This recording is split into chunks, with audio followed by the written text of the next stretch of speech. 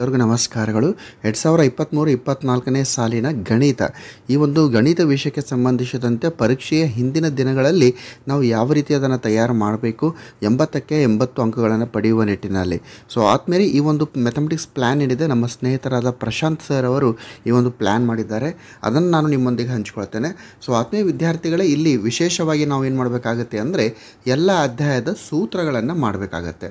So ಅದಾದಮೇಲೆ ನಕ್ಷೆಗಳು, ವಿಶೇಷವಾಗಿ ನಕ್ಷೆ ಅಂತ ಬಂದಾಗ ಎರಡು ಚರಾಕ್ಷರ ರೇಖಾತ್ಮಕ ಸಮೀಕರಣಗಳ ಜೋಡಿಗೆ ನಕ್ಷೆಯ ವಿಧಾನದಿಂದ ಪರಿಹಾರವನ್ನು ಕಂಡುಹಿಡಿಯುವಂಥದ್ದು, ಅಧಿಕ ಇರುವ ವಿಧಾನದ ಓಜೀವ ಎಳೆಯಿರಿ, ಕಡಿಮೆ ಇರುವ ವಿಧಾನದ ಓಜೀವ ಎಳೆಯಿರಿ. ಆಮೇಲೆ ಪ್ರಮೇಯ ಅಂತ ಗೊತ್ತಾದಾಗ ನಮಗೆಲ್ಲ ಭಾಳ ಗೊತ್ತಿರುವ ಹಾಗೆ ಭಾಳ ಇಂಪಾರ್ಟೆಂಟ್ ಆಗಿರುವಂಥದ್ದು ಹಾಗೂ 100% ಎಕ್ಸಾಮ್ನಲ್ಲಿ ಬರುವಂಥ ಪ್ರಶ್ನೆಗಳೇ ಆಗಿರ್ತವೆ. ಸೊ ಪ್ರಮೇಯ ಅಂತ ಬಂದಾಗ ಇಲ್ಲಿ ಟೇಲ್ಸನ ಪ್ರಮೇಯ, ಪೈಥಾಗರಸ್ ಪ್ರಮೇಯ, ಎರಡು ತ್ರಿಭುಜಗಳು ಸಮಕೋನೀಯಗಳಾಗಿದ್ದರೆ ಅವುಗಳ ಅನುರೂಪ ಬಾಹುಗಳು ಸಮಾನುಪಾತದಲ್ಲಿರುತ್ತವೆ ಎಂದು ಸಾಧಿಸುವಂಥದ್ದು, ಎರಡು ಸಮರೂಪ ತ್ರಿಭುಜಗಳ ವಿಸ್ತೀರ್ಣಗಳ ಅನುಪಾತವು ಅವುಗಳ ಅನುರೂಪ ಬಾಹುಗಳ ವರ್ಗಗಳ ಅನುಪಾತಕ್ಕೆ ಸಮವಾಗಿರುತ್ತದೆ ಅಂತ ಸಾಧಿಸುವಂಥದ್ದು. ಇನ್ನು 5ನೇದು, ಇಲ್ಲಿ ವೃತ್ತದ ಮೇಲಿನ ಯಾವುದೇ ಬಿಂದುವಿನಲ್ಲಿ ಎಳೆದ ಸ್ಪರ್ಶಕವು ಸ್ಪರ್ಶ ಬಿಂದುವಿನಲ್ಲಿ ಎಳೆದ ತ್ರಿಜ್ಯಕ್ಕೆ ಲಂಬವಾಗಿರ್ತದೆ ಅಂತ ಸಾಧಿಸಬೇಕು. ಆಮೇಲೆ 6ನೇದು, ಬಾಹ್ಯ ಬಿಂದುವಿನಿಂದ ವೃತ್ತಕ್ಕೆ ಎಳೆದ ಸ್ಪರ್ಶಕಗಳ ಉದ್ದವು ಸಮನಾಗಿರುತ್ತವೆ ಎಂದು ಸಾಧಿಸುವಂಥದ್ದು. ಸೊ ಆತ್ಮೀಯ ವಿದ್ಯಾರ್ಥಿಗಳೇ, ಮುಂದೆ ರಚನೆಗಳು. ಸೊ ರಚನೆಗಳು ಕೂಡ ಭಾಳ ಇಂಪಾರ್ಟೆಂಟ್ ಆಗಿರುವಂಥದ್ದು. ಇಲ್ಲಿ ರಚನೆಗಳಲ್ಲಿ ನಾವು ಸಮರೂಪ ತ್ರಿಭುಜಗಳ ರಚನೆ ಮಾಡುವಂಥದ್ದು, ಸ್ಪರ್ಶಕಗಳ ನಡುವಿನ ಕೋನ ಕೊಟ್ಟಾಗ ಸ್ಪರ್ಶಕಗಳನ್ನು ರಚನೆ ಮಾಡುವುದು. ಇನ್ನು 2 ಅಂಕದ ಪ್ರಶ್ನೆಗಳನ್ನು ನೋಡೋಣ. ಸೊ 2 ಅಂಕದ ಪ್ರಶ್ನೆಗಳಿಗೆ ಯಾವ ರೀತಿ ನಾವು ತಯಾರಾಗಬೇಕು?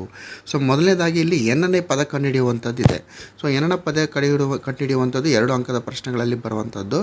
ಇನ್ನು ಈ ಎನ್ನ ಪದಗಳ ಮೊತ್ತವನ್ನು ಕಂಡುಹಿಡಿಯುವಂಥದ್ದು, ಆಮೇಲೆ ವರ್ಜಿಸುವ ವಿಧಾನ, ದೂರ ಕಂಡುಹಿಡಿಯಿರಿ, ಭಾಗ ಪ್ರಮಾಣ ಸೂತ್ರದ ಮೇಲಿನ ಲೆಕ್ಕಗಳು, ಮಧ್ಯಬಿಂದು ಸೂತ್ರದ ಲೆಕ್ಕಗಳು, ಸೂತ್ರದ ಸಹಾಯದಿಂದ ವರ್ಗ ಸಮೀಕರಣದ ಮೂಲಗಳನ್ನು ಕಂಡುಹಿಡಿಯುವಂಥದ್ದು.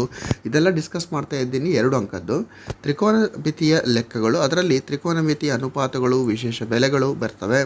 ಇನ್ನು ಸಂಭವನೀಯತೆಯ ಲೆಕ್ಕಗಳು, ಮೇಲ್ಮೈ ವಿಸ್ತೀರ್ಣ ಮತ್ತು ಘನಫಲಗಳ ಮೇಲಿನ ಲೆಕ್ಕಗಳು, ವೃತ್ತದ ಮೇಲಿನ ವಿಸ್ತೀರ್ಣದ ಲೆಕ್ಕಗಳು, ಭಾಗಲಬ್ಧ ಸಂಖ್ಯೆ ಎಂದು ಸಾಧಿಸಿ ಮಸಾವನ್ನು ಯುಕ್ಲಿಡ್ ಭಾಗಾಕಾರ ಕ್ರಮ ವಿಧಿಯನ್ನು ಉಪಯೋಗಿಸಿ ಕಂಡುಹಿಡಿಯಿರಿ.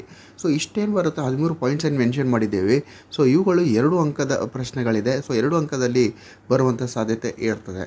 ಇನ್ನು 3 ಅಂಕದ ಪ್ರಶ್ನೆಗಳಿಗೆ ಯಾವ ರೀತಿ ತಯಾರಾಗಬೇಕು ಅಂದರೆ ಸರಾಸರಿ ಕಂಡುಹಿಡಿಯುವಂಥದ್ದು, ಬಹುಲಕ ಕಂಡುಹಿಡಿಯುವುದು, ತ್ರಿಭುಜ ವಿಸ್ತೀರ್ಣ ಕಂಡುಹಿಡಿಯುವುದು, ಬಹುಪದೋಕ್ತಿಗಳ ಭಾಗಾಕಾರ, ತ್ರಿಕೋನಮಿತಿಯ ಸಾಧಿಸಿ ಲೆಕ್ಕಗಳು. ಸೊ ಈ ಟಾಪಿಕ್ಸ್ ಏನಿದೆ, ಈ ಟಾಪಿಕ್ಸ್ನಿಂದ 3 ಅಂಕದ ಪ್ರಶ್ನೆಗಳು ಬರುವಂಥ ಸಾಧ್ಯತೆ ಇದ್ದು, ಇನ್ನು 4 ಅಂಕದ ಪ್ರಶ್ನೆಗಳನ್ನು ಯಾವ ರೀತಿ ಬರ್ತವೆ ಅಂದರೆ ಸಮಾಂತರ ಶ್ರೇಣಿಯ ವಾಕ್ಯರೂಪದ ಲೆಕ್ಕಗಳು, ವಾಕ್ಯರೂಪದಲ್ಲಿ ಇರುವಂಥದ್ದು, ತ್ರಿಕೋನಮಿತಿ ಅನ್ವಯಗಳ ಲೆಕ್ಕಗಳು, ವರ್ಗ ಸಮೀಕರಣದ ಅನ್ವಯಿಕ ಲೆಕ್ಕಗಳು. ಸೊ ಇದ್ರ ಮೇಲೆ ಒಂದಿಷ್ಟು ಪ್ರಾಕ್ಟೀಸ್ ಮಾಡಿ. ನಿಮಗೆ 2 ಡೇಸ್ ಆ್ಯಂಡ್ ಟೈಮ್ ಸಿಗ್ತಾ ಇದೆ, ಪ್ರಾಕ್ಟೀಸ್ ಮಾಡಿ. 5 ಅಂಕದ ಪ್ರಶ್ನೆಗಳಿಗೆ ಯಾವ ರೀತಿ ತಯಾರಿ ಅಂದರೆ ಜೋಡಿಸಿದ ಆಕೃತಿಗಳ ಮೇಲೆ ವಿಸ್ತೀರ್ಣ ಮತ್ತು ಘನಫಲಗಳನ್ನು ಕಂಡುಹಿಡಿಯಿರಿ. ಸೊ ಆತ್ಮೀಯ ವಿದ್ಯಾರ್ಥಿಗಳೇ, ಈ ಒಂದು 2023-24ನೇ ವಾರ್ಷಿಕ ಪರೀಕ್ಷೆಯಲ್ಲಿ 80 ತೆಗೆದುಕೊಳ್ಳುವಂಥದ್ದು ಬಹಳ ಸುಲಭ ಮ್ಯಾಥಮೆಟಿಕ್ಸ್ನಲ್ಲಿ. ಸೊ ಆ ಒಂದು ನಿಟ್ಟಿನಲ್ಲಿ ಒಂದು ಪರ್ಫೆಕ್ಟ್ ಆಗಿರುವಂಥ ಪ್ಲ್ಯಾನನ್ನು ಇಲ್ಲಿ ನಿಮಗೆ ಇಂಟ್ರೊಡ್ಯೂಸ್ ಮಾಡ್ತಾ ಇದ್ದೀವಿ. ಆತ್ಮೀಯ ವಿದ್ಯಾರ್ಥಿಗಳೇ, ಈ ಒಂದು ಯೂಟ್ಯೂಬ್ ಚಾನಲ್ ಬಗ್ಗೆ ನಿಮ್ಮ ಜೂನಿಯರ್ಸ್ ಆಗಿರುವಂಥ 9ನೇ ತರಗತಿ ವಿದ್ಯಾರ್ಥಿಗಳಿಗೂ ಕೂಡ ತಿಳಿಸಿ. ಯಾಕಂದರೆ ಅವರಿಗೆ ಮುಂದಿನ ವರ್ಷದಲ್ಲಿ ಈ ಒಂದು ಗಣಿತ ವಿಜ್ಞಾನ 2 ವಿಷಯಗಳ ಬಗ್ಗೆ ಅವರಿಗೆ ಭಾಳಷ್ಟು ಉಪಯೋಗವಾಗುವಂಥ ಮಾಹಿತಿಯನ್ನು ನಮ್ಮ ಒಂದು ಯೂಟ್ಯೂಬ್ ಚಾನಲ್ ಮುಖಾಂತರ ಅವರಿಗೆ ತಿಳಿಸ್ತೇವೆ ಅಂತ ಹೇಳ್ತಾ, ಆತ್ಮೀಯ ವಿದ್ಯಾರ್ಥಿಗಳಿಗೆ ಮುಂಬರುವ ನಾಳೆ ಮತ್ತು ನಾಡಿದ್ದು ಕೇವಲ 2 ದಿನಗಳಲ್ಲಿ ನಿಮ್ಮ ಒಂದು ಗಣಿತ ಪರೀಕ್ಷೆ ಇದೆ. ಅದಕ್ಕೆ ಆಲ್ ದ ಬೆಸ್ಟ್ ಕೋರ್ತಾ.